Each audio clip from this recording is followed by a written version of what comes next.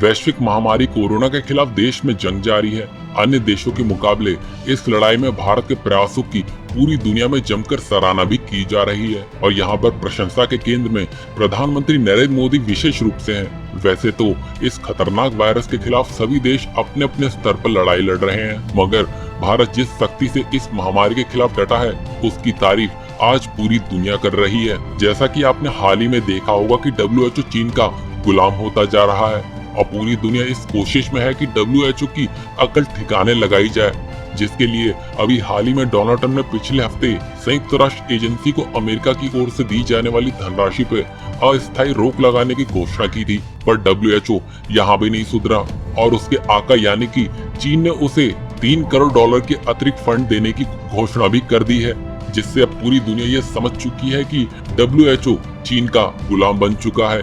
इसको देखते हुए भारत ने अब WHO में एंट्री कर दी है। दरअसल भारत के नेतृत्व की धमक विश्व स्वास्थ्य संगठन में 1 साल पहले ही सुनाई दे गई थी। प्रधानमंत्री नरेंद्र मोदी के नेतृत्व का ही प्रताप है कि भारत को WHO में निर्णायक भूमिका निभाने का मौका मिलने जा रहा है।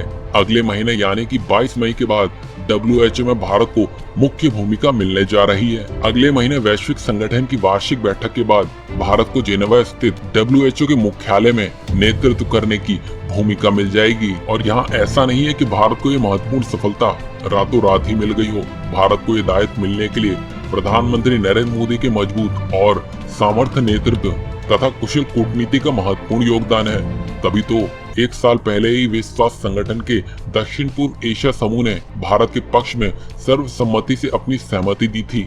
WHO के कार्यकारी बोर्ड में भारत को 3 साल का कार्यकाल देने पर सहमति जताई गई थी। इसी समूह ने रोटेशन के माध्यम से भारत को कार्यकारी बोर्ड का 1 साल के लिए चेयरमैन पद के लिए नामांकित किया गया था। और हिंदुस्तान टाइम्स में प्रकाशित खबर के मुताबिक WHO के कार्यकारी बोर्ड के अध्यक्ष के रूप में भारत के बतौर उम्मीदवार की नियुक्ति उस समय सामने आई है जब संयुक्त राष्ट्र की यह एजेंसी दुनिया में कोरोना वायरस संक्रमण को फैलने से रोकने के लिए संघर्ष कर रही है।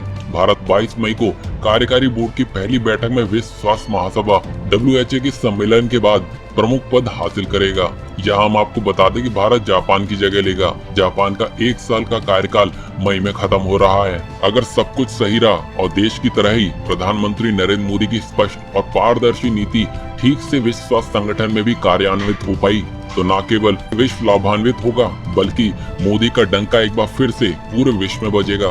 इतने बड़े दायित्व को मिलने के साथ ही भारत के सामने उतनी ही बड़ी चुनौती होगी जिससे निपटना जरूरी होगा। भारत के सामने सबसे पहले लगातार फैल रही कोरोना महामारी पर अंकुश लगाना होगा। यहाँ हम आपको बता दें कि भारत शुरू से ही कोविड-19 के प्रकोप को लेकर पारदर्शिता के साथ ही जवाबदेही और WHO में सुधार के पक्ष में है।